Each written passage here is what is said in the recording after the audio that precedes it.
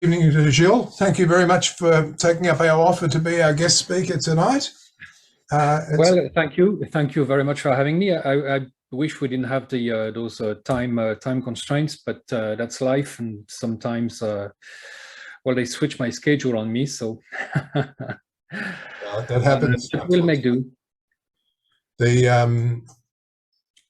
Okay, guys.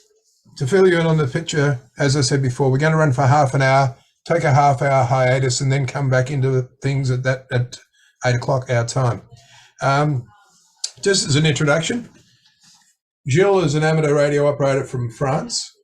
He has a YouTube channel called The Radio Prepper, which I recommend everybody have a look at, and for the hell of it, subscribe to, because it won't hurt his statistics at all. It'd be nice. His call sign is Fox4, Whiskey Bravo Yankee, and he's got quite an interesting page on QRZ. He's got an English and a French version. So it's first time I saw it, I thought I have to brush up my high school French, but fortunately there's an English version as well. Actually, I have another page because I started amateur radio in the US. I used to live in Florida. I lived there for 22 years, and my call sign there was, or actually still is, Alpha Kilo 4 Yankee Hotel. Okay, guys, write that down and you can have a look at that on QRZ. And Gilles is from, is it Antibes? Is that the correct pronunciation? Antibes, so it's on the Mediterranean coast here, which, you know, I moved here after leaving the US. I used to live in the north of France, spent 22 years in Florida, came back here. I should have never left, but actually I visited Australia as well. Believe it or not, I've been to the Melbourne Zoo. And I hitchhiked all around the country from Sydney, Melbourne, Adelaide, Perth, Broome, Darwin, Alice Springs, and then I ran out of money and I had to leave. Probably seen more than a lot of other people, a lot of locals have seen. But anyway, on the strength of that, I can recommend strongly that you spend the time, have a look at his YouTube channels. They're very, very entertaining and very informative and very well produced. Thank you, Gil. Okay, I'll hand it over to you, good sir. The floor is yours, and thank you for becoming our guest speaker. All right, thank you. So today we're going to talk about what I call survival radio, or radio prepping. That's the name of the channel, of course, but it's different than emergency communications. People are used to that, but it's really not the same thing. And I'm going to first show you a short presentation on what the differences are, because of course, we all know what emergency communications are, but survival radio or radio prepping is quite, well, there are some similarities, but there are a lot of differences as well. So we're going to see that. First, I'm going to share my screen. So that will be the first part of the video. The second part, I'll show you radios, and we'll talk about operations in the field, and then we'll have questions. That will be after the intermission. So I'm going to share my screen. All right, so here we go. Are you still all there? Yes. All right, so I guess I lost the view here, but that's not too important. All right, so differences between emergency communications and prepping. Prepping, of course, is a term that's originated in the US, and it's kind of the civilized way of saying survivalism for normal people, I guess. But it's the same, really. And here's I have to move this video here along. Of course, emergency communications, that's about helping the community at large, and that's its main function. But when it comes to emergency communications, then it's about helping a small group of people, family, friends, or basically helping yourself survive a dire situation, you know, a natural occurrence or not. Then we'll move to the next, and of course, for emergency communications, you would have a support infrastructure. So basically, you would get into a situation, you have support, you'd have the means to power your radios, charge your batteries. Someone might bring you lunch, or basically, you're not just all alone dealing with the situation. You have a group that's here to support you. Of course, for prepping, you have absolutely no support, maybe ever again. So that's it's totally a different situation, different expectations. A disaster relief, so that's emergency communications, it generally is limited in time. So you know when you get in, you kind of know when you're going to come out and go back home. So there is no stress on that level. Of course, no time limit for prepping. Could be weeks, could be years. All right, so we saw that. Then generally people use large Go boxes, generators, and large batteries, car batteries, and for emergency communications, that's not really a problem because you usually have transportation vehicles, so it's not an issue. But for prepping, you might be on foot, which would be the worst, of course, of the worst situation. So you need small radios, small batteries, and solar power, maybe a hand crank, stuff like that. So weight becomes very important.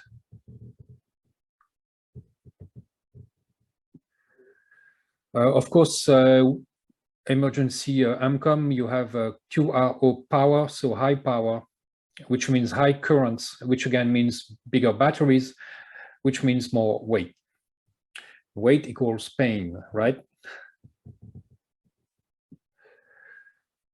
QRP radios, that's what we use for prepping. Small, light batteries. I'll show you one of those radios in a little bit. Also, emergency communications. So again, disaster relief. It's generally limited in scope. Otherwise, we are talking about a totally different kind of situation. But you can take the example of the earthquakes in Turkey. That was limited to northern Turkey, so it's limited in scope. Now, if we talk about prepping, it could be a worldwide situation. Let's just imagine World War III, hopefully not, knock on wood, but that would be a global situation, the totally different expectations and modes of operation and gear. Then for disaster relief, you actually do have moral support, and that's important. You have an expected outcome. You know that you're going to go home, and you're going to be able probably to help the people involved to some extent, but you have other people with you, and you have a moral support system, which is very important. And of course, for prepping, future is uncertain, doom and gloom. You don't know what's going to happen. You don't know if you're going to make it. You don't know what's going to happen to your family and friends, and that can be very stressful. All right, so here's I'm going to go back to the normal view. All right, did you all get that? Just confirm? Okay, great. All right, so excellent.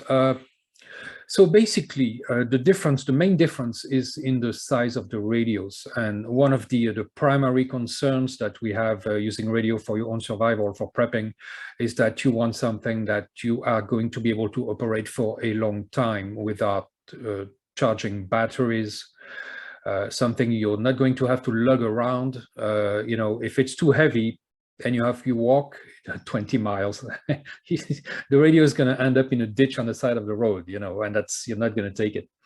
So the weight of the radio is important, and the current consumption. Usually for an SSB radio, I suggest no more than 250 milliamps for portable operations, and most of the time it's much less than that. and I'm talking SSB here again.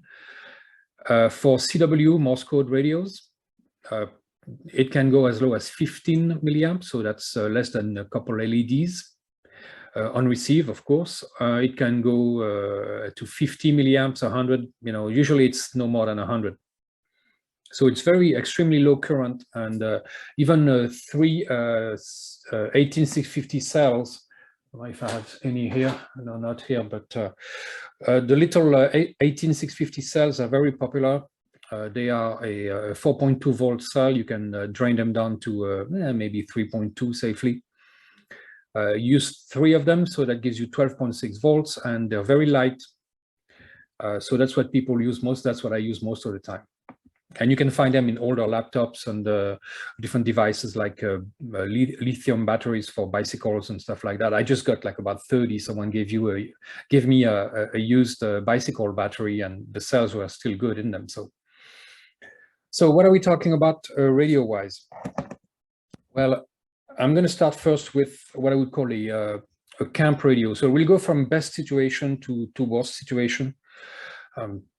The best situation, of course, would be staying home. So people have some kind of a romantic notion that you're going to have a bug out bag and bug out to the woods or the outback, right? And you're going to make it, and everything's going to be fine.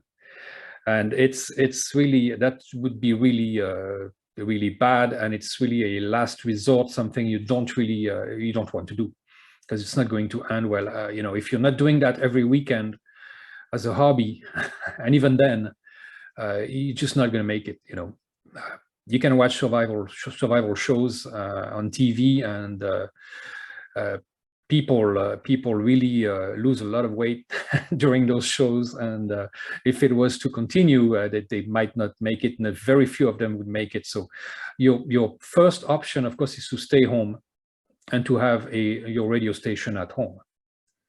Now, the difference, of course, if we talk about base stations, we're talking about grid power, and we're talking about 100 watts at least, and I'm not even going to mention amps, because that's we're not even going to talk about that.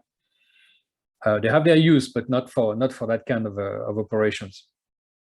So what you want is a radio that uses the least amount of current possible, covers HF, and then we'll talk about walkie-talkies and stuff, but that's later. Now we're talking about HF. And so what you want is really low current, low power consumption. And I'll show you those radios. We'll talk a little bit more about those later. I have, for example, here a Xiegu G1M. Oh no, that's the G90. Sorry, I have a G1M too, but that's the G90. 20 watts, all bands on HF. It's a little bit heavy, but not too much. The consumption is a little higher than I would like. It's about 500 milliamps on receive, and that for me is a lot. If I was to bug out, this radio would not come with me, because I wouldn't have the batteries to power them.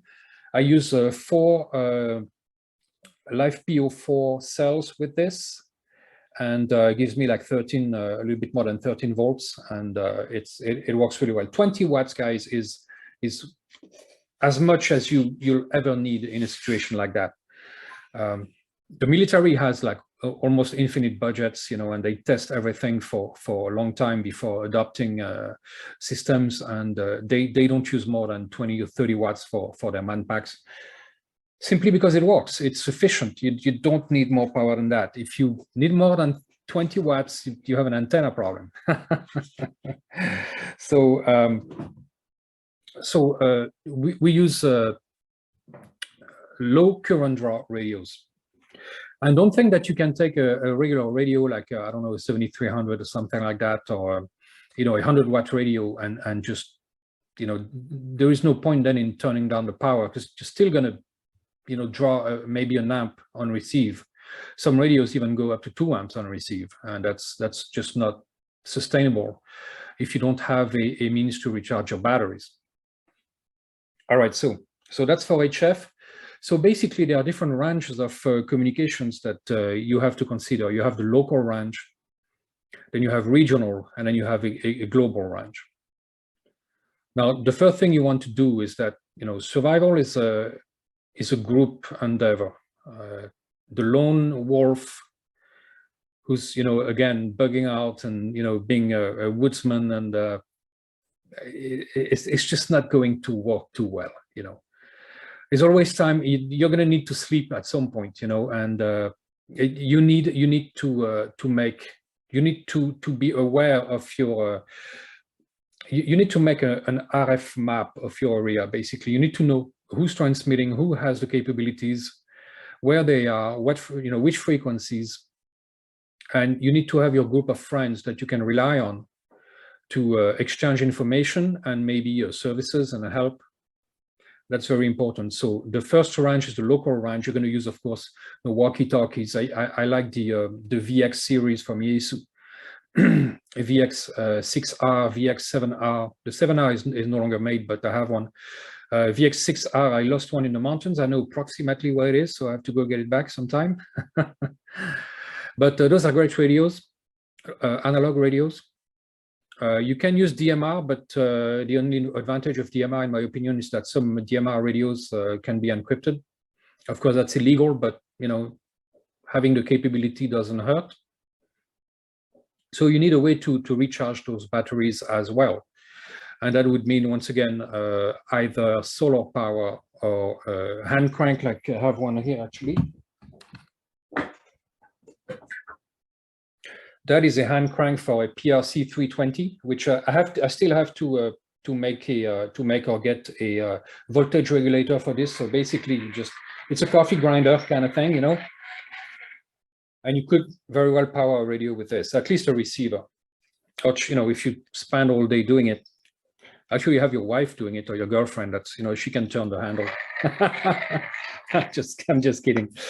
But that's why it's good to have kids, to turn the thing. And solar power is easier, of course, but assuming that there's no dust in the air or anything like that.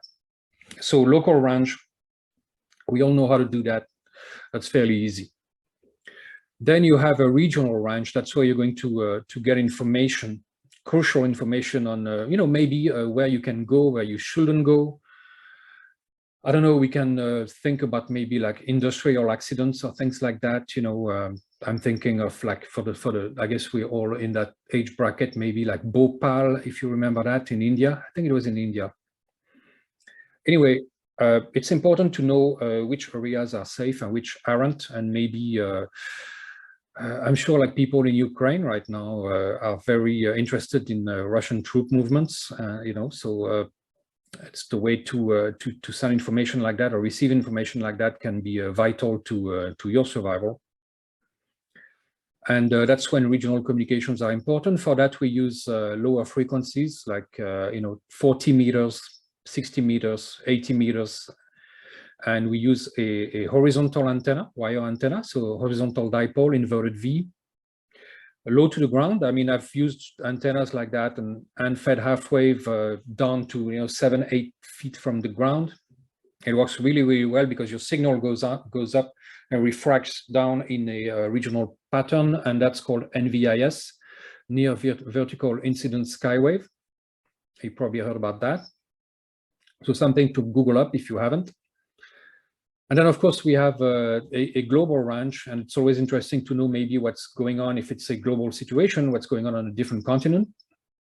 And for that, you would most likely use a vertical antenna, or a dipole if it's high enough, a doublet or anything like that, a wire antenna probably.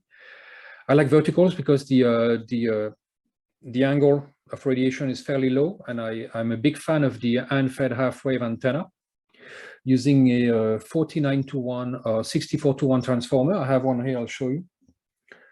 So this would be a, it's empty, it's just a case, but I'm building this one. I have a bunch of them. This would be a 64-to-1 transformer. And you connect a half-wave wire to this, and there's a BNC connector on the other end. And with a half-wave wire, vertical, so with a mast, a telescopic mast like a spider beam, you can make very, very long distance contacts. Most of the time I stay at 20 meters or below. I don't use the higher bands on HF because they're not as reliable. They're not open all the time. Of course, the king of the prepping bands would be 40 meters because it works most of the time. And in different at different times of the day. Of course, it's an evening band. I don't use 160 because the antennas are too long. I do like 80 meters a lot because it's like a regional telephone. And in portable operations, it's really not, the length of the antenna is really not a problem. I thought it would be, and I waited a long time before using 80 meters, but I was wrong. It's very easy to string up an antenna, like I said, 8 feet from the ground, string it up on bushes and stuff, and you're just good to go. And just with a few watts, usually I operate with 5 watts most of the time. Sometimes 20 with the G90, but or PRC 320 I use also, and I think that's like around 25 watts. So not a whole lot of power, but once again, it's not really needed. And of course, I concentrate mostly on regional communications, but it's always nice to do a little bit of DX once in a while. But that's more for the hobby side of things, And once again, you should have contacts and people that are even in different continents that you can which frequencies you would contact them on, and that's important to make an RF map of your surroundings and have your list of friends, and have that list not on a computer but on paper, okay? Because we are concerned about EMPs. Electromagnetic pulse, which could, just like in, I think it was 1858, the Carrington event, I think it was September, something like that, August, September, I don't remember, 1858, I think it was, a big solar storm fried telegraph stations. And if it can fry a telegraph station, set it on fire, you can imagine what it can do to PN junctions in your integrated circuits, So one good thing to do is to keep your radios in your prepping radios, at least, in a metal box. Well, you put them in a cardboard box or a plastic bag, and then you put them in a metal box. I like the cookie tin cans. Of course, that's because I can eat the cookies. Or tea cans, tea tin cans. Yep. Anything like that, metal trash cans work well. Metal chest, I have a metal chest here with a bunch of radios in it. So it's important to have a Faraday cage to protect your radios, which you would get out, take them out after an event, one at a time. And so you're not all your radios don't get fried. If something happens, it could be a high altitude nuclear explosion, for instance, that would fry everything within, I don't know, hundreds of miles, probably more even. So, and those phenomena are not really well known, their effects, because of course it hasn't happened for a very long time. And we don't go explode nuclear bombs high up in the atmosphere for fun. So we don't quite know exactly what the scope of that would be. So it's a good thing to protect your radios. So don't think that because it's not plugged in, it's going to survive. It might not. So you have to be careful about that. A Faraday cage would be the way to go. All right, so we have another 4 minutes here before I have to leave you for half an hour. So, but real quick, I'm going to talk a little bit about the different modes because, of course, some modulation modes are better for prepping. Any mode that is a weak signal mode would be great. I would like to mention in particular JS8. So take note of that, JS8, Juliet Sierra 8, and the program, the software is called js8call.com, made by a guy named Jordan. He used the code from I think it was FT8 that he adapted to make it a chat digital mode. And it's an awesome prepping digital mode. All the preppers use it. So check that out. Here I have a little QRP Labs QDX. That's a digital radio, 2 watts. I can make contacts on JS8 with this radio thousands of kilometers away, no problem. 2 watts, not an issue, and it costs less than $100.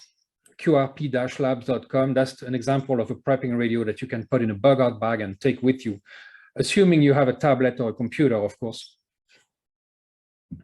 And otherwise, I'm going to talk about these radios a little bit later too, but this is a USDX. It's a 5-band radio, HF, 5 watts, SSB, CW, digital, of course, AM, FM. It has all the modes. It's based on the QCX Mini from QRP Labs again, but it's someone named DL2MAN in Germany, and a friend of his made this, DL2MAN.com, so check that out. I'll talk about that in a little bit. Whoop. All right, couple minutes left. So, all right, so I'll talk about a little bit more about all that in about half an hour. You have time to go to the bathroom and drink a coffee. I have my coffee here with the special cup I received. Thanks again. So I'll see you guys in hopefully 20, probably 30 minutes, and I'll show you more things, and then we'll go to the questions. So I don't know if many people joined during my little break, but all right. So we picked up about three more, so that's okay. All right, that's good. Well, there will be the video to catch up later. I'm going to show you my box here. I have a Pelican case that I use to carry this, what I call a bug out radio. So the USDX by DL2MAN, so DL2MAN.com. If you get one of those, they're very cheap, multi-mode, multi-band. You have to make sure you get a model that's approved by the designer, DL2MAN, because they are Chinese copies, which are not, they modify the schematics, and they're not as good. But I did get mine from AliExpress as a kit, and there is a company in China that's approved that respects the schematic of the designer. And once again, that radio is based on the QCX Mini from QRP-labs.com. Great little radio, OLED screen, speaker, built-in microphone, and you can use it also for CW Morse code, which is my preferred mode. And actually, for prepping for any kind of situation like that, I would highly suggest that you learn Morse code if you haven't, because Morse code is so useful and so efficient. 5 watts in CW is equivalent to 100 watts SSB. So that tells you anything. It's very efficient, and not only that, but you can use Morse code with other things than a radio, like a flashlight, for instance. You can tap on someone's shoulder, and send a message. There was the case of an American prisoner of war that was held by the Vietnamese, and it was filmed on video.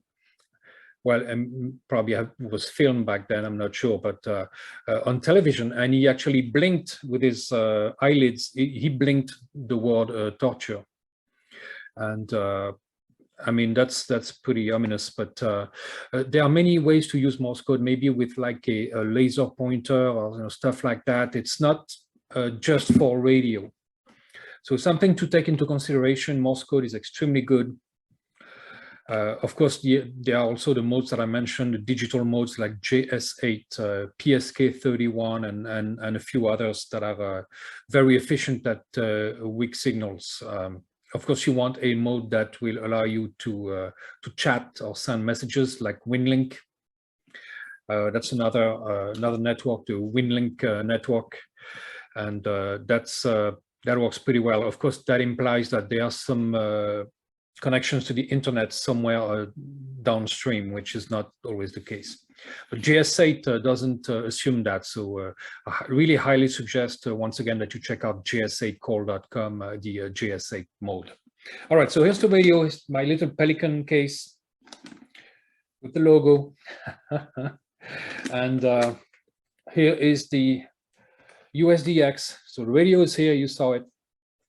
Here I mentioned earlier the 18650 cells. 3 of them, it's a salvage from old laptop batteries, and there is an MPPT solar charger that's built in the base here. I have a video about that if you check it out.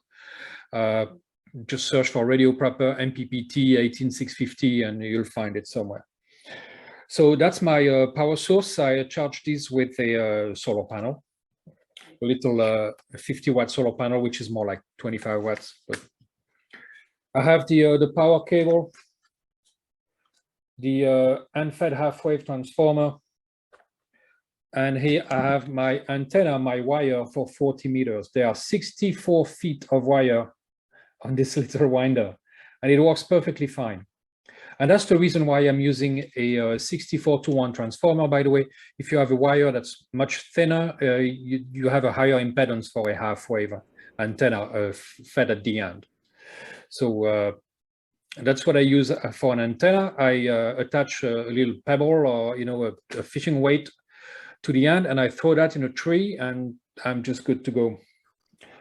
And I have my palm paddles, because of course Morse code is my favorite mode. So those are no longer made, but you can find clones, small paddles. So in a small case like this, basically, of course I would add a little BNC RG316 cable, thinner cable, probably a couple of them, of course, because the thinner cables, they're consumables, they don't last, So I have a couple RG316 cables. I use sometimes RG174 also.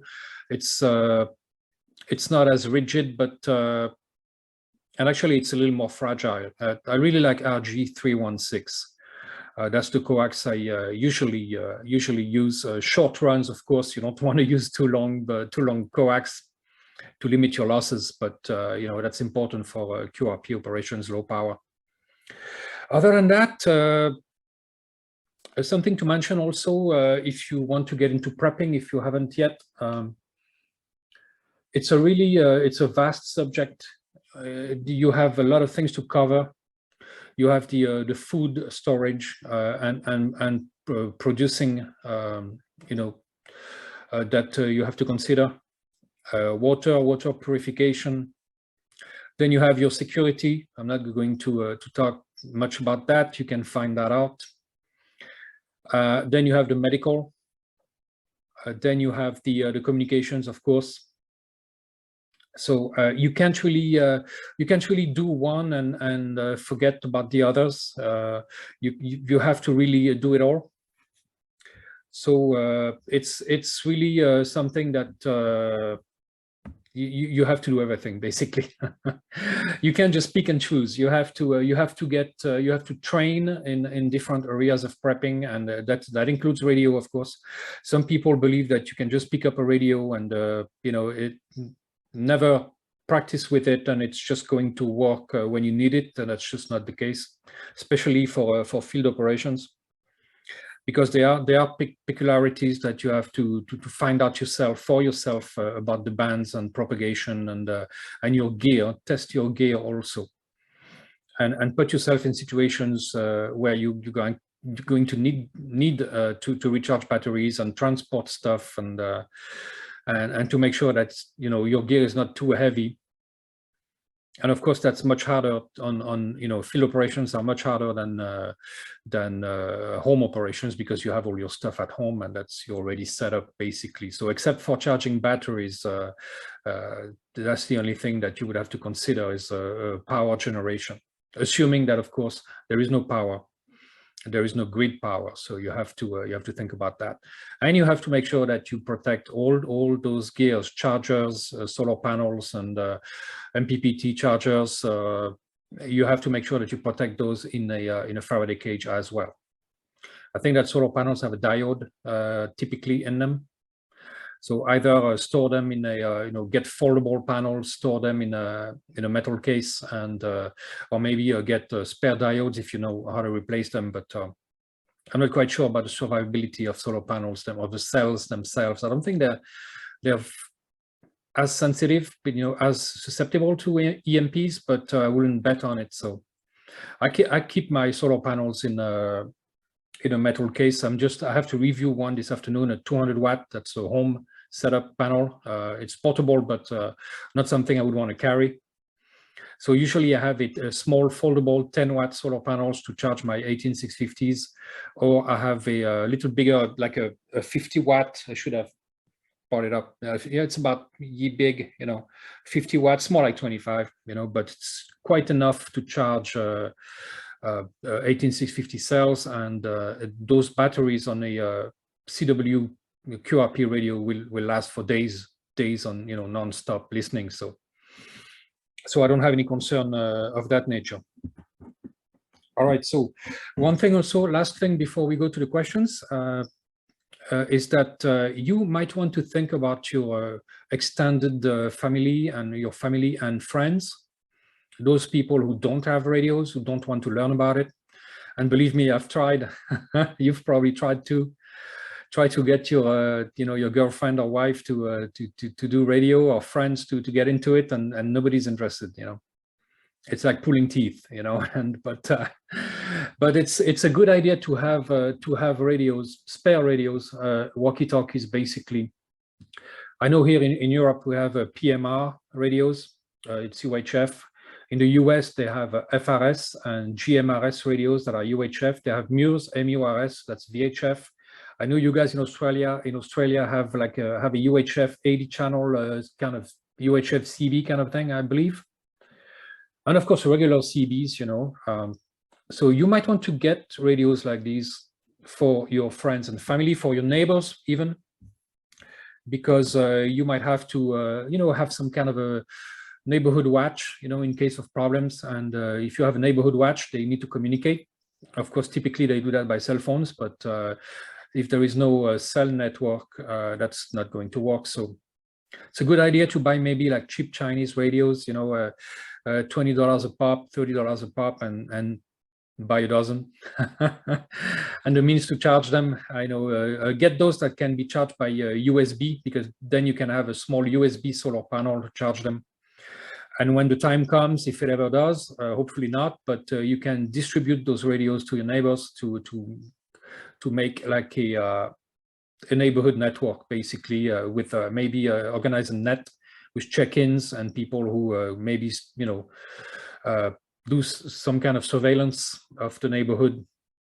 That would be a good idea. So don't only think about yourself. I mentioned when we started that radio prepping or survival radio was for personal survival and small group survival. But of course, if you can help your community, and they can become part of your group, so much the better.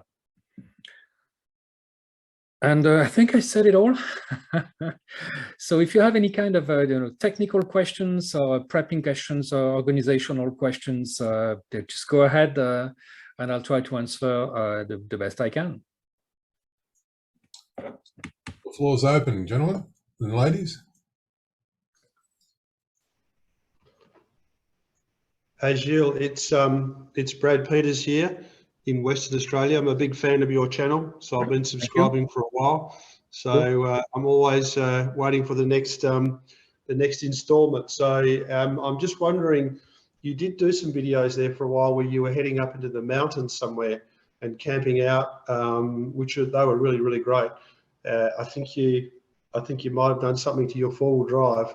So I'm just wondering when you're next heading out to do something like that, given that summer is hopefully around the corner there where you are.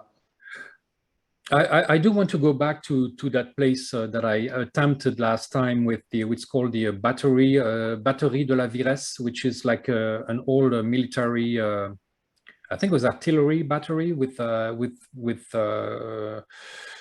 some kind of buildings to host the soldiers basically, and it's very high up, it's very remote. There's no cell phone coverage there. It's but the last time I went, and it was in August, and there was snow, and I didn't have a shovel.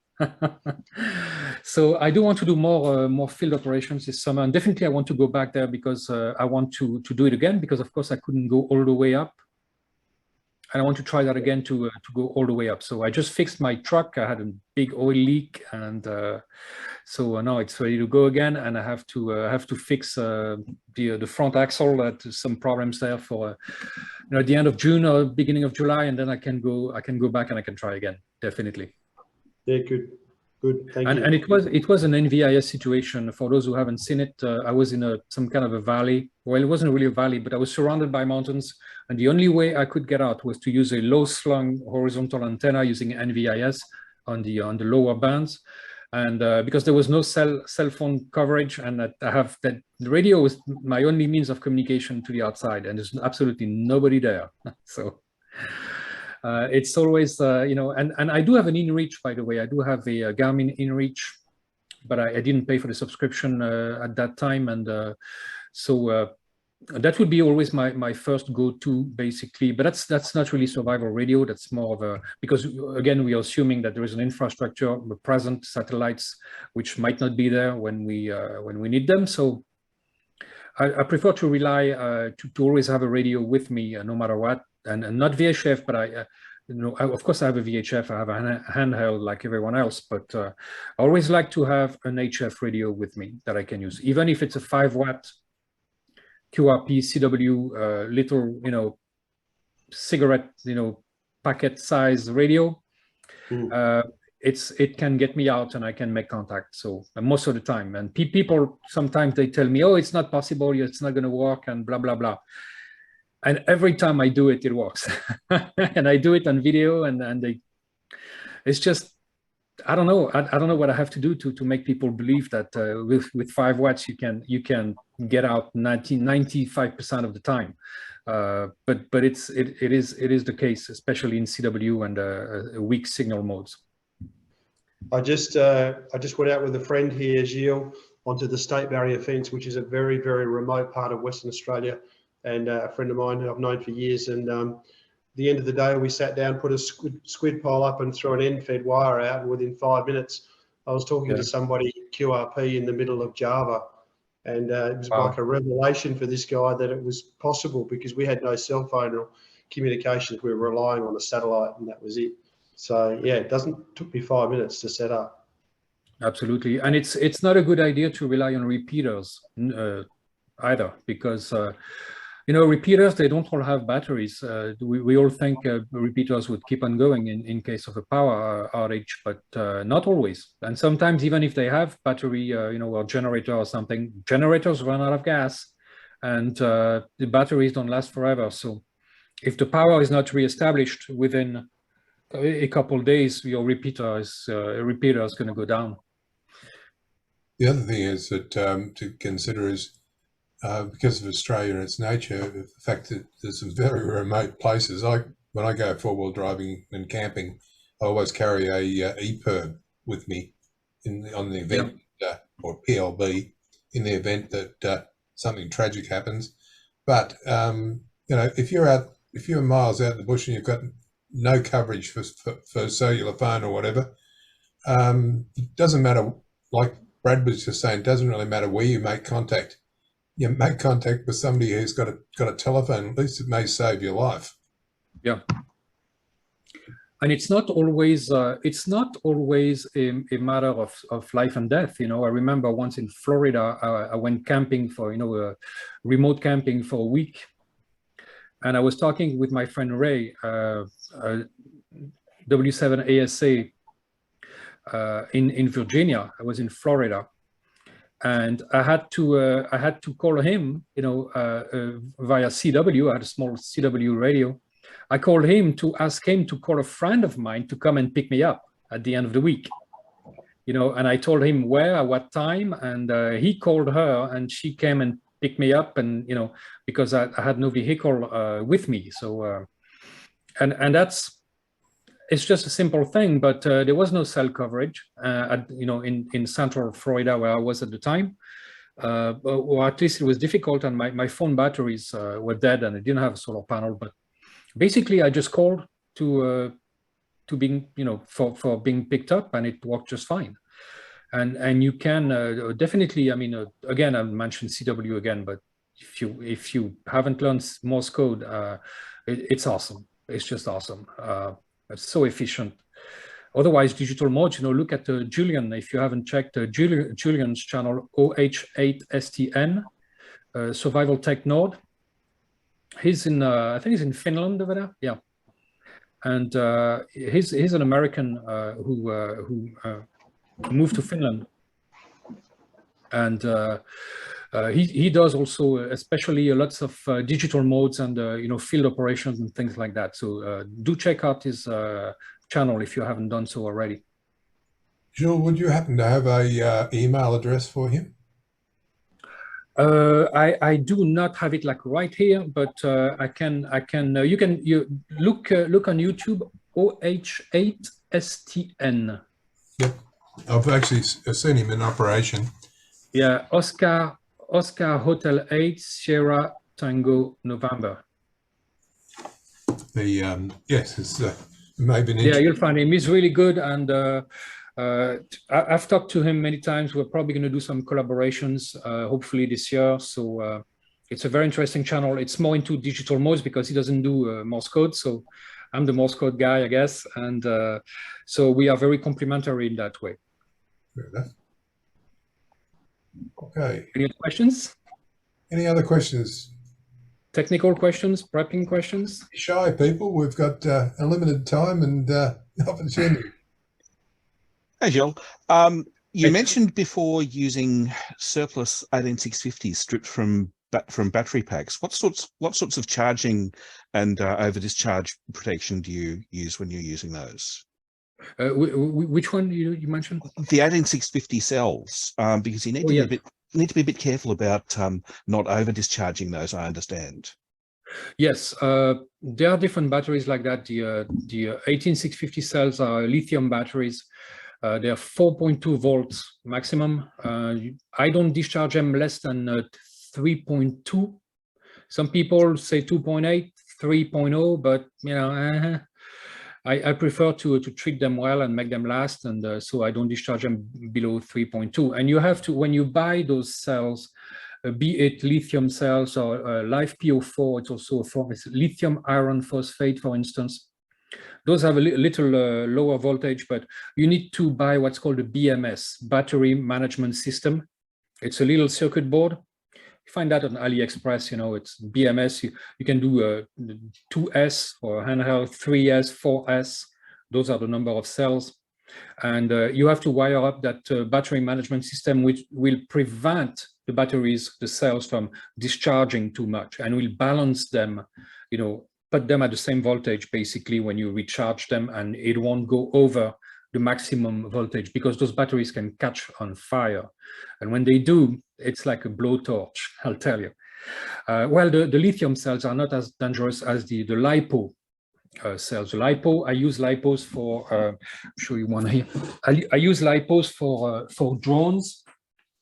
But here's a LiPo, for instance, a 7-cell LiPo that I use for my VRM5080. It's a military VHF radio. That's a 5 amp hour, but it's 7 cells, so 7 times 4.2 volts. It's close to 30 volts, 29 volts, something like that. Those, first of all, if you pierce them, if I take a knife and make a hole in them, they'll just burst on fire. And also, if you charge them too much, they can catch on fire as well. So pretty dangerous.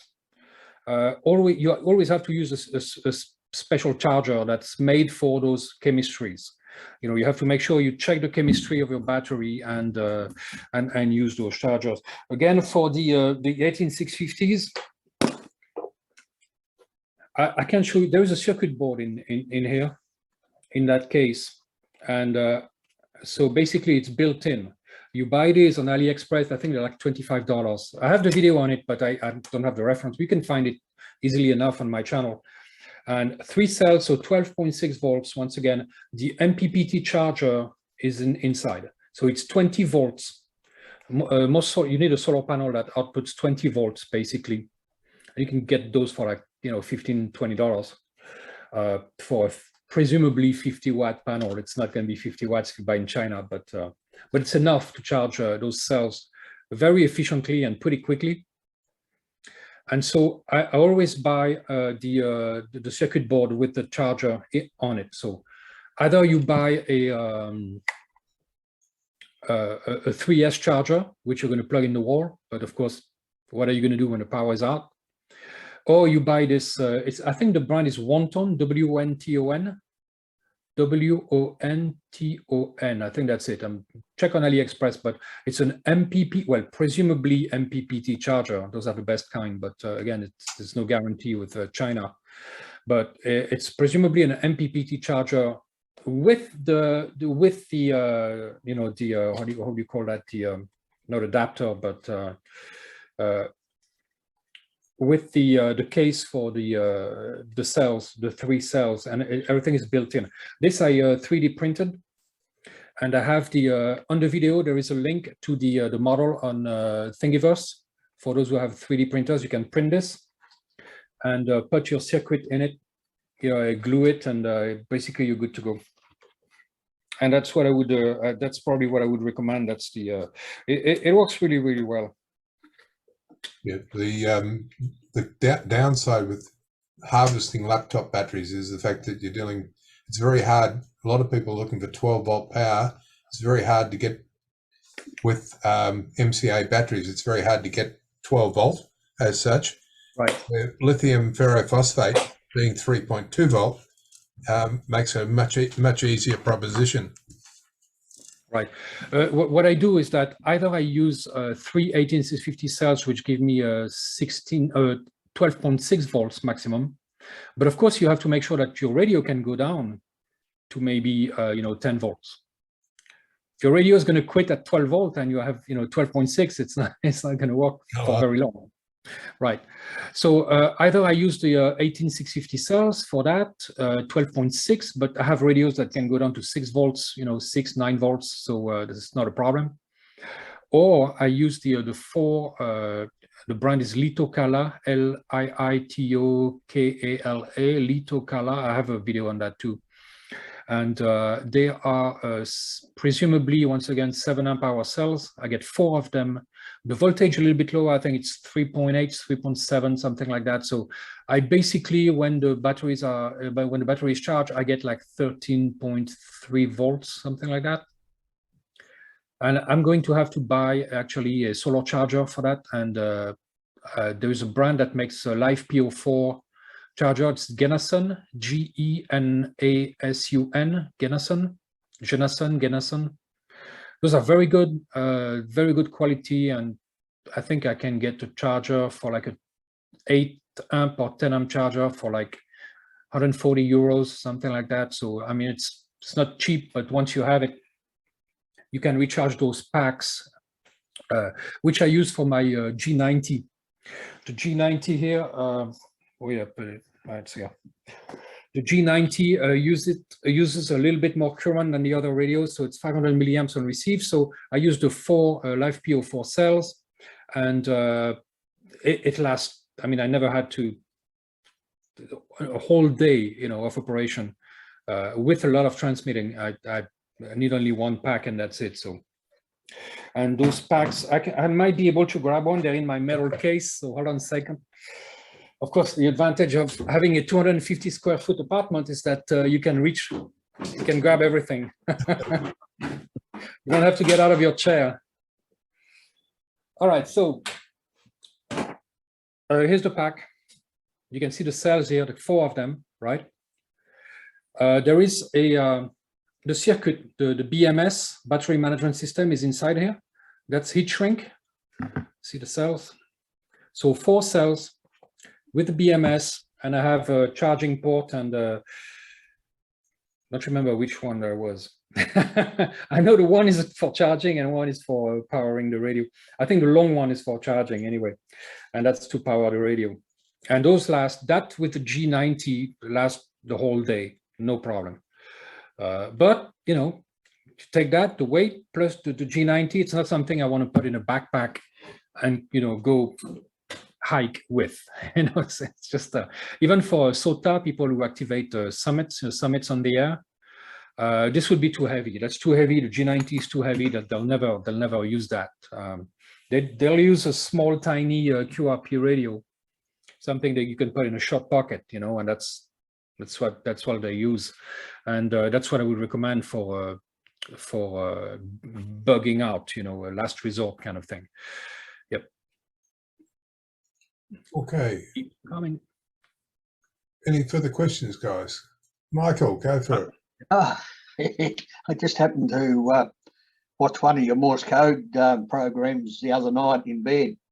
Playing in bed, I always have a look at YouTube, and one of your screens come up. I said, "Oh, okay, we're on there Friday night, so I'll watch it." So I was sort of, and listen to this, Richard. I was sort of trying to get back into Morse code again. I don't think it's going to be easy for me. I'm 84, so it's not going to be really easy. I just can't seem to retain the characters. So, and Richard up there, FP, he's been doing it for the same amount of time as me. That's about 20 years. And he still can't retain it. Yeah, the best advice that I can give you, and to anyone who wants to learn Morse code, is absolutely do not learn below 15 words per minute. Yeah. No matter how hard it is, do not go below 15 words per minute, because it's a different brain function that below that speed and above. It doesn't work the same way. You have to make a conscious effort not to visualize dots and dashes. And for that, it has to be faster than 15 words per minute. Otherwise, you're going to have that lookup table in your head, and basically you're going to hear the sound, go to the lookup table, obtain a letter, instead of listening to the sound and getting a letter right away. You know what I mean? So you have to remove that middle step of looking up into a lookup table in your head. Otherwise, you're never going to go fast enough to have a conversation that would be flowing, right? Yeah.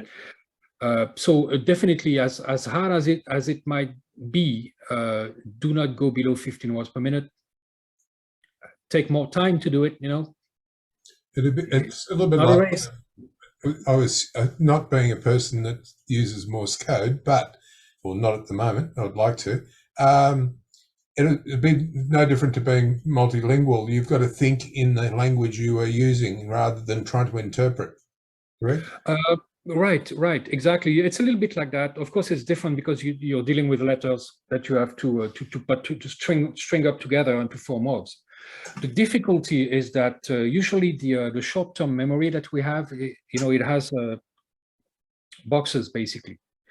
You have about 5, 6, 7 boxes where you can put those letters in, and it's, for those who know computer programming, it's FIFO, right? First in, first out.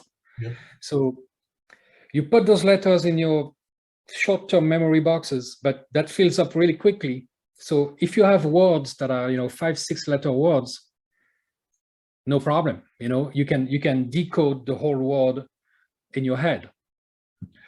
If you have if you're exchanging having a QSO with a German guy and he tells you the name of his city, it's like 47 letters. So you're not going to decode that in your head and remember the whole thing. Once you pass 5, 6 letters, you're going to forget the beginning of the word. So basically, what you do is that you by remembering the first 5, 6 letters, 7 when you sleep well the night before, maybe you guess the rest of it. That's about it. That's of course, if you go slow enough, like if you do like, I can probably write down the letters up to 18 words per minute, maybe. After that, I decode in my head, but I don't decode generally more than 20 words per minute. So, and that's fine with me. I don't need to go faster. If you go faster, you just limit the number of people you can talk to. Yeah. So I first Between 15 and 20 is the sweet spot for me. I first come across Morse code when I left school, and that was 70 years ago. I was a telegram boy, delivering telegrams, and that was, and a Frenchman was the what do you call him, telephonist at the post office, and he was trying to teach me on a paddle when I was 14 years old. But then I left the post office and sort of didn't worry about it until about 20 years ago, once I got into having a radio. So yeah, I used to listen shortwave, but I still had no idea at the time over the span of my up until now. But one day. It's never too late, you know. It's good exercise. Yeah, it's a good exercise for your brain anyway, you know. One day never. Unfortunately, Mike, you have to do it, otherwise it's not working. And good evening, Gil, or bonjour, bonjour. I think the 47-letter word in Germany, because I'm from Germany, I think Hungary is worse, because I've seen street names with, God knows, 34 letters, and there was 17 Ys in there and stuff like this, like absolute crazy. Right. And it's not much better in French, believe me. Yeah, well, I had multiple words. I had 4 years of French in school, yes, and usually you swallow half of the word, actually, you know. There's not much left, sort of like. But I tried to study Morse code so many times, and I think the most important thing really is that it goes into your subconscious mind, that you hear it. It's like when you talk now. You're not dissecting my letters or my words that I say. You just pick it up because it's a subconscious thing, right. You know. And this Morse code is exactly the same. So when you, but even after years, I'm not quite there yet, you know. Yeah, and I realized when I studied, I used the G4FON program back then, which I've learned, which is the COP method with Farnsworth and all this sort of stuff, you know. But I realized after some time, you heard the letter and you already wrote it down. So it didn't go through your brain. It just went from your ear to your finger. And that's where you need to go, basically. So, but it's just practice, really. That's all it is. And very common words. You end up like short words like BEST, BEST, or you know, abbreviations and things like that. You get them just like in one go. You know, you don't have to think about it. You don't have to visualize them first. Yeah. Yeah, it's like CQ. I can decode. Yeah. Or your own call sign. You know, you send your call sign. You're not thinking about the letters. You just send it. But you probably can decode this 50 words a minute, sort of like, because it's always the same. You know, it's the same sound, sort of like, you know. Yeah. One thing that's important, though, for people who don't want to learn Morse code, is to at least have a copy on paper that you keep, not on your computer, because once again, EMPs, right? But have a copy of Morse code on a piece of paper somewhere that you can, you know, even if you have to send it or receive at, you know, 5 words per minute, so be it. You know, you can still use it.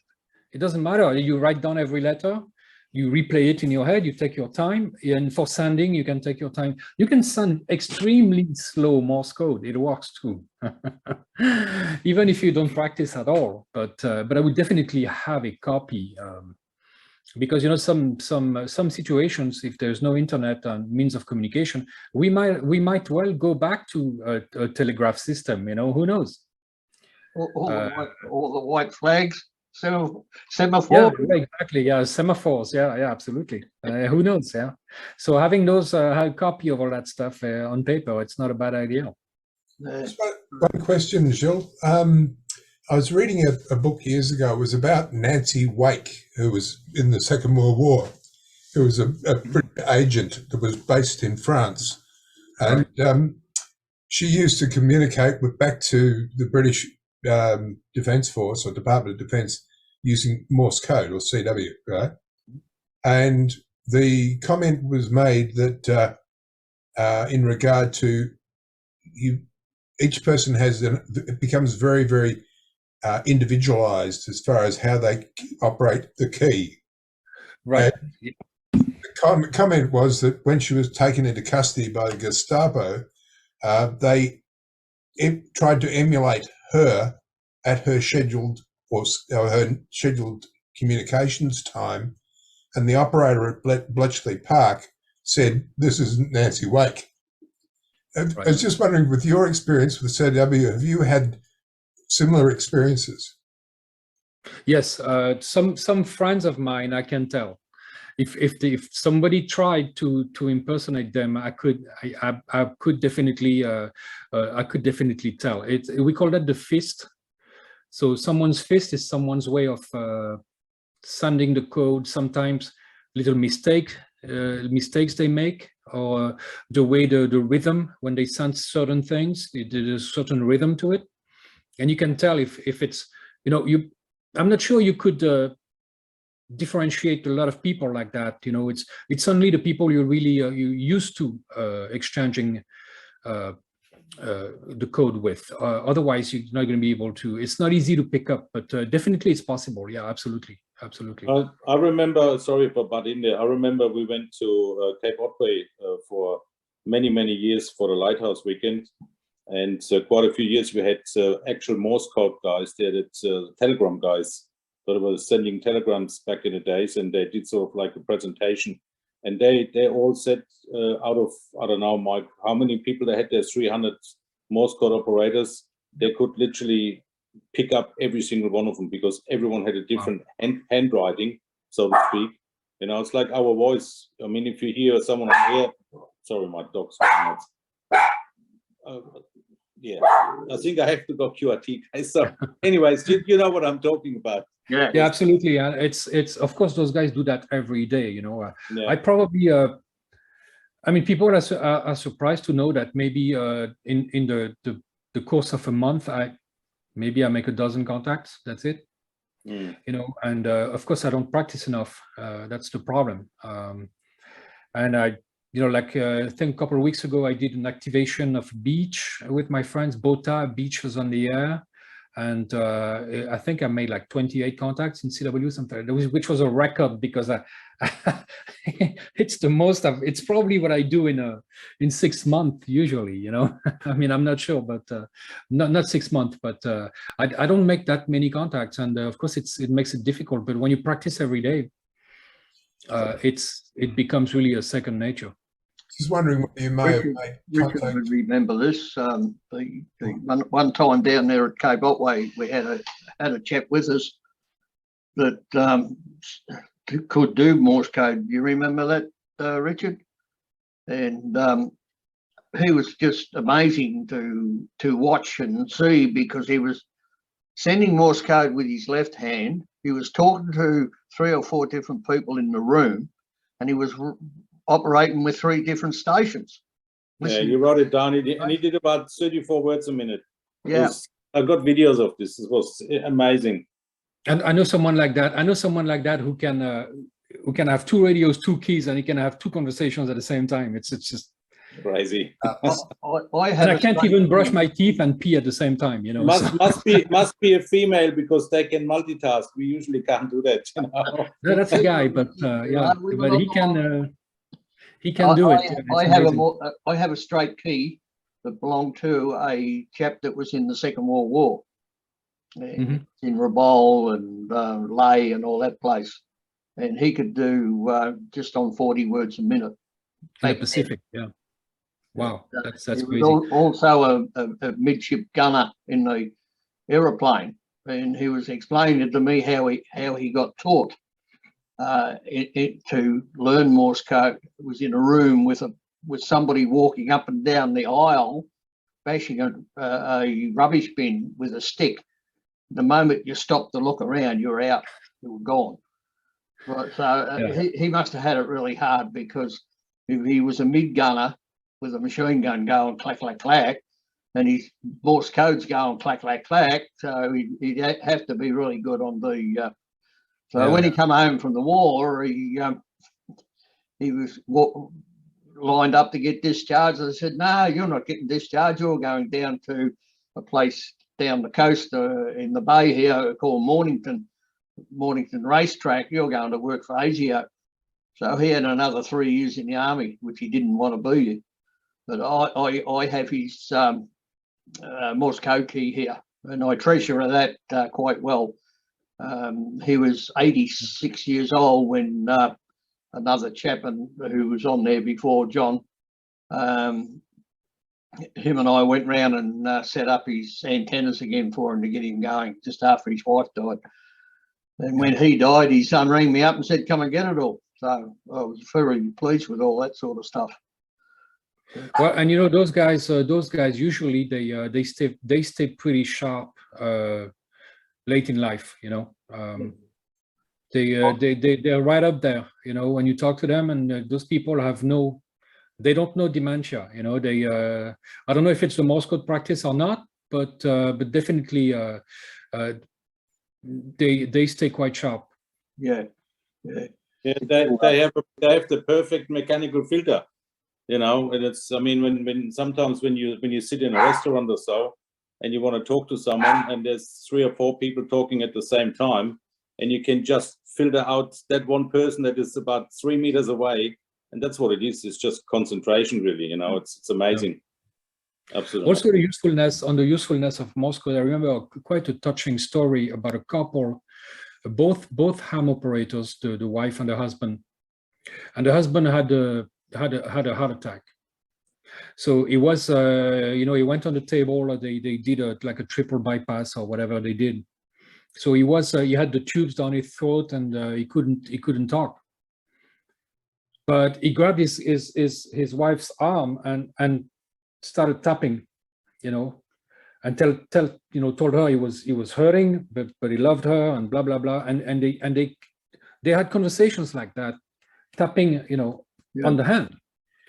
And we think about it, that's brilliant, you know, and there are so many ways like that you can use Morse code, not, like I said, not just for radio. That's right. Gil, just one sort of left field question. There is a local amateur here in Melbourne who is well known for operating QRP in various... VK6YE? Exactly. Have you spoken to him? Yeah, Peter. Yeah. Yeah. Well, there you go. Peter Parker. Yeah, sure. Parker. Yeah, that's you picture him walking along the bay dragging a wire in the water for a counterpoise. Yeah, I've seen all his videos. Yeah, absolutely. Great experimentations that he does. Sort of building little radios and antennas and stuff. Yeah, it's an excellent channel. Yeah, definitely.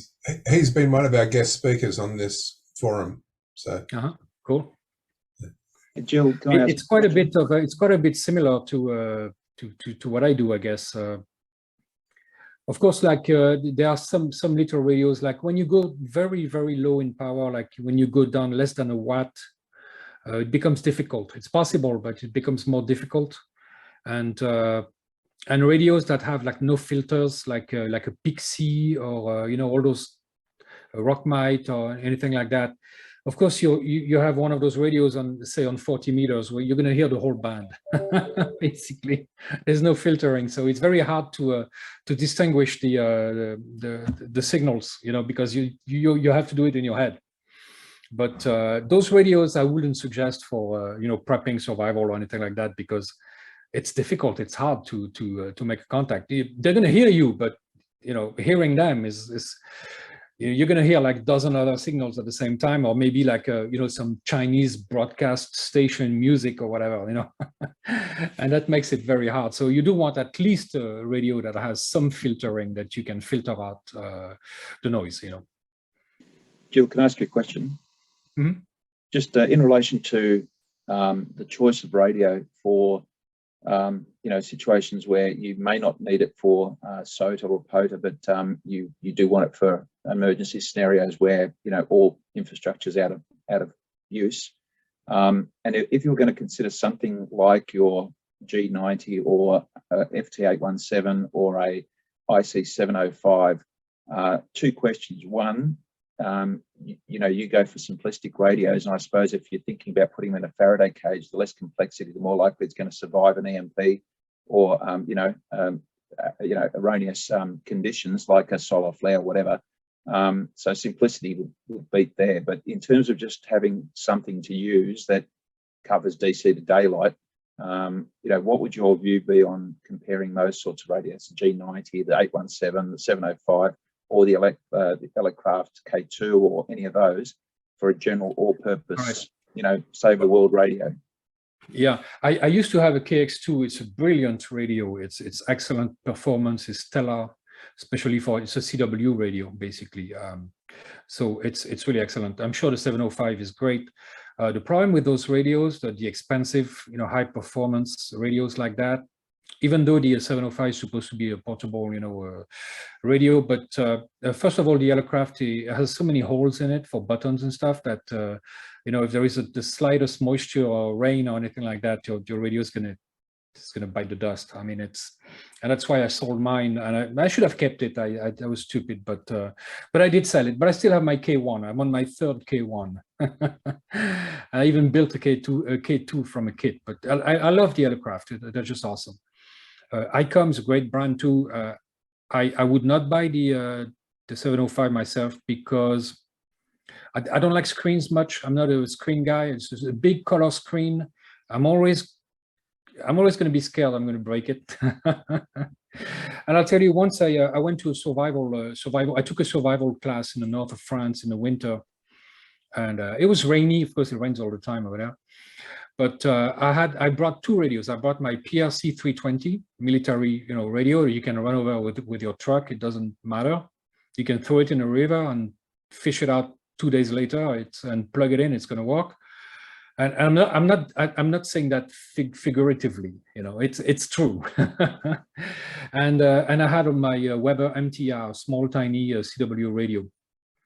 And we had a camp, and people were like walking around, you know, wearing boots, and it was muddy and stuff. I had to take my MTR and put it in its case and not touch it, because I knew that radio was not going to survive the weekend. No way. You know, people were going to, you know, trip on the wires and the antenna and stuff and step on it and whatever else. It was raining.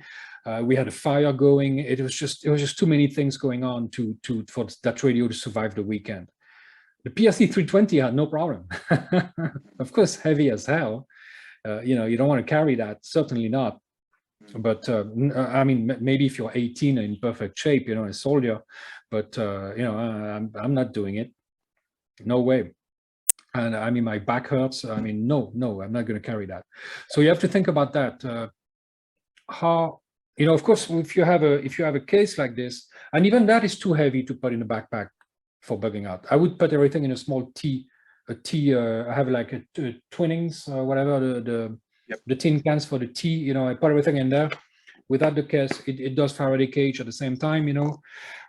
This is more like for comfort and convenience, you know, right now, because I'm not bugging out. But if I was bugging out, this would come out, everything would come out of the case and go into a tin can, much smaller, much lighter. But you have to think about, you know, those radios. How are they going to perform in difficult conditions? You know, of course, you might not know. Nobody wants to send Morse code in the rain, you know, operate in the rain, or you know, what if you have to, I don't know, cross a river? I mean, it's just extreme scenarios, of course, but it doesn't mean it's not going to happen, right? So you always have, for prepping, you always think of the worst, and if it works for the worst, it's going to work for everything else, you know. So I would definitely be wary of radio with large screens, holes in them, too expensive, proprietary. I know the 705 has proprietary batteries, but they're the same batteries as some handhelds, I think, so that would be good. But and of course, you can power it with an alternate source. But the problem with radios that are expensive is that I never took them out, because that was just, I feared damaging the radio. And if you damage, you know, you're not going to have 3 or 4 radios with you. You're going to have a couple at the most. And if you lose your only means of communication, that's pretty bad.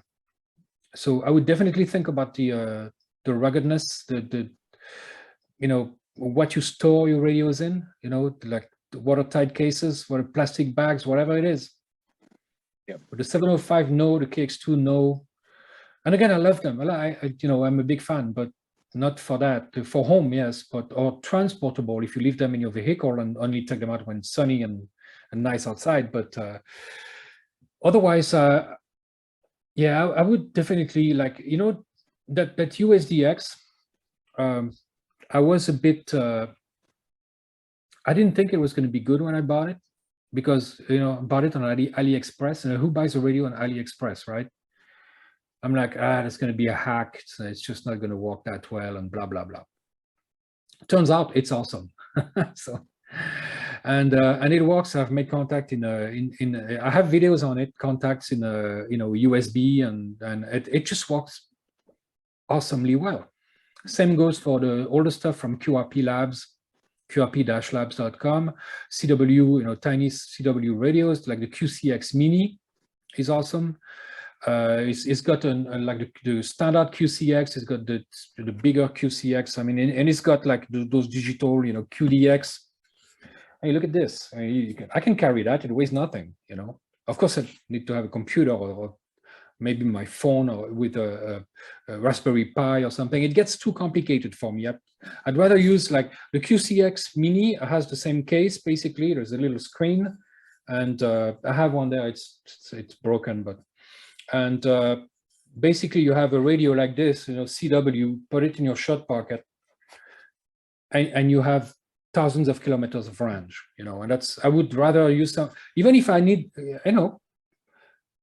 maybe instead of getting a multi-band radio, I'll get 3 of those, 20, 30, 40 meters, 80 meters, 4 radios, little pack like this, 4 radios, one breaks, you still have 3 bands. So I don't know, it's just food for thought, I guess. Yeah, very good. Yeah. Because 705, how many QCX you can buy for the price of a 705, and if the 705 breaks. All right, one more quick question though. In that situation, what's your view on having a radio that works outside the ham bands? So there may be a situation where, for whatever reason, the emergency services need to be contacted. The hams aren't in a position to contact emergency services. There are no phones. What's the thought with regards to having a radio that's more capable of more frequency, agile operation? Definitely, yes. So if you can do, most radios have what's called a MARS modification, MARS mod, MARS. That's the in the US they have the right to. Well, there is the military has operations they do with amateur radio, and there are frequencies that are military frequencies, and most radios you can unlock them. There's an unlocking modification that you can make, and I would definitely, if you have a radio, I think it's legal to do, because you're not transmitting on it. You're just modifying your radio, but if you don't transmit all those frequencies, you're fine. But if you have to remember, in most countries, if you call for a life and death situation, calling for help, you can use any frequency you want. Correct. Calling anybody you want. There's no, you won't be penalized for that. Most places. I'm sure there are some, I'm sure if you're North Korea, that might be different. But yeah, you probably would be dead if you had a radio transmitter.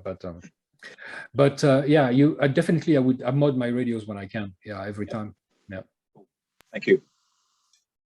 Okay. Any more questions? Deathly silence. I would have thought that the eclectic collection of people we have on tonight, there would have been an absolute pile up, but we haven't, which is a bit depressing. But there you go. Well, I've got one more question, if I'm not going to bore people. Go for it, Ben. What's your views, Gil, on WinLink and Pactor, and having those capabilities as well for email interconnection? I like it. I like WinLink. It's again, it's a digital mode, so you need a computer. You need a, it's more gear, it's more wire, more cables, more batteries, more things to charge, more things to carry. So I'm not big on digital modes, but I do think it's great for like if you, as for camp situation, like you know, setting when you can actually you have maybe a communication stand with your gear in it, and you have a means to charge it maybe for some time. You'll be able to use digital modes, and that's fine. Of course, WinLink assumes that somewhere in the world you have a connection to the internet, so you can send email to someone. You can do, of course, peer-to-peer WinLink. That's fine too. Although, as I mentioned, now I would before I would have counted on WinLink for peer-to-peer connections, but now I definitely count on GS8. Yep. Because GS8 allows you to leave a message in someone's inbox, peer-to-peer directly. The person doesn't have to be at the radio to receive the message. As long as the receiver is on and the computer is on, it will store the message. So that's great. You can even use, with GS8 called the program, you can use a third-party station as a relay to contact someone else. So if you know that a station most likely can contact the person you want to talk to, you can send a message to your destination via that station as a relay, and automatically it will route your message to the final destination. So that's pretty awesome. Also, Julian OH8STN has suggested to implement a great feature on GS8, which is a micro-blogging, what he calls a micro-blogging feature. When someone could, let's say, leave a report, you know, like an intelligence, you know, what's called open source intelligence, OSINT, an open source intelligence report on a certain event, you know, taking place, whatever, short text on his station, and the people who know he might have something could then ping his station, and the station would send them the text. And I think that was a brilliant idea, because someone, like you take the channel S2 Underground, check that channel on YouTube, S2 Underground. He's an open source intelligence guy, and he comments on all kind of events happening in the world, and he's an intelligence guy I mean, it seems pretty obvious to me that he works in that community. He doesn't show his face, but S2 Sierra 2 S2 Underground, and great channel. And he does ham radio as well. Actually, he does. He's a radio guy as well. Extremely interesting information, and he puts out reports like that, video reports and text reports. You have to be subscribed to his Patreon to get the text reports. Actually, I have a Patreon too, by the way. And coffee donation links in my recent videos in the description. So just dropping that, you know, shameless plug. And yeah, so he's got reports, and I get his reports because I pay like $1 a month or something like that for this ridiculous price.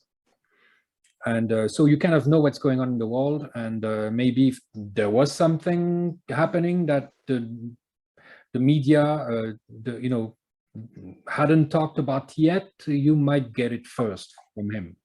So that's a great thing. But I think that feature that would allow someone to send reports, basically, that would be an awesome feature, and of course digital mode like that. You could do it in CW, of course, but you would have, you know, someone would need to be sitting at the radio to decode the message. As to with GS8, you don't have to. Someone can send you a message, you know, and that's what's great about it. And I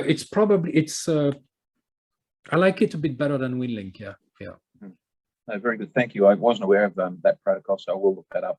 That's good information. All right. Well, I can't really think of anything else. I think we just went around the whole thing pretty much. Yeah, I think we've pretty much done a lot there. Thank you very much, Gil.